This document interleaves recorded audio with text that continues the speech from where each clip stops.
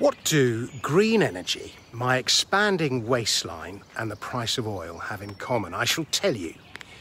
Now, like you, I'm sure, I'm quite a few kilos heavier than I'd like to be. I began 2020 at 83 kilos, feeling like I should be 2 or 3 kilos lighter. And here we are 18 months later, I'm 89 kilos, afflicted with the same lockdown expansion that's got to so many of us. And I put my unwelcome weight gain down to 2 things. Firstly, the loss of incidental exercise, walking to the tube station in the morning, that kind of thing. And second, being at home, I never seem to miss a meal.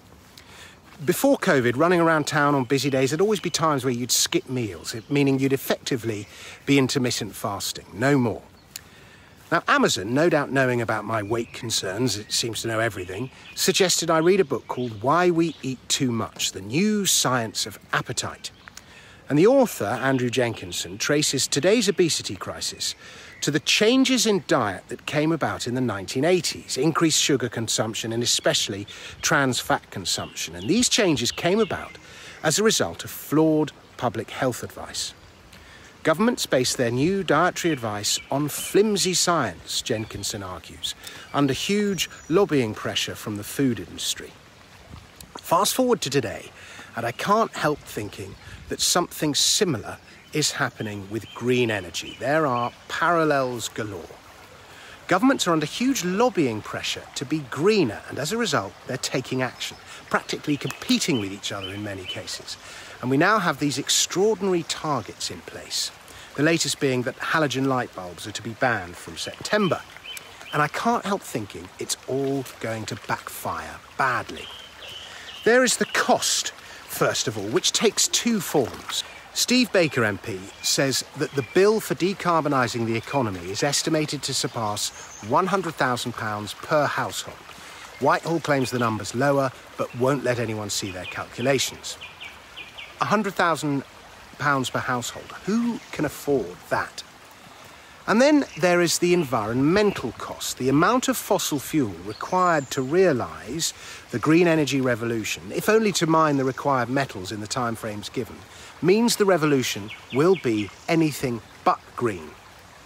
Now, I don't think anybody is pro-pollution, by the way. I think we all want to see a world with cleaner oceans, better air quality, more forests and so on. And if cleaner, cheaper, more efficient energy sources can be found than burning fossil fuels, we will all of us embrace them. Better, cleaner, more efficient energy consumption is inevitable. It's part of progress. Humans have been getting better at consuming energy ever since we first stepped onto the fertile plains between the Tigris and the Euphrates, probably before. So I do not doubt the good intention of those involved in this targeting. It is my trust in the competence of the governments carrying it out that is low, which brings me belatedly to the investment point of today's video. I think the oil price is going a lot higher. At $70 a barrel, crude is now up by more than $100 from the minus 37 lows it hit in the COVID panic last year. It's in an uptrend, and it's trading north of 5-year averages. Oil demand is not going away, green energy revolution or not. Aviation, shipping, petrochemicals, they'll all continue to rely on oil for some time. And oil demand is creeping back to its long-term trend. Pre-COVID, global oil demand stood at 99 million barrels a day, fell to 91 with the COVID shock. The IEA says it will pass 100 million barrels the year after next. Global money printing will also push prices higher. In fact, the oil price is probably a better measure of inflation than government measures such as CPI. In the meantime, the oil industry is being attacked. Joe Biden suspended drilling licenses in Alaska recently. The Dutch government has ordered Shell to cut 45% of its greenhouse gas emissions by 2030. It's hardly incentivising people to invest in exploration.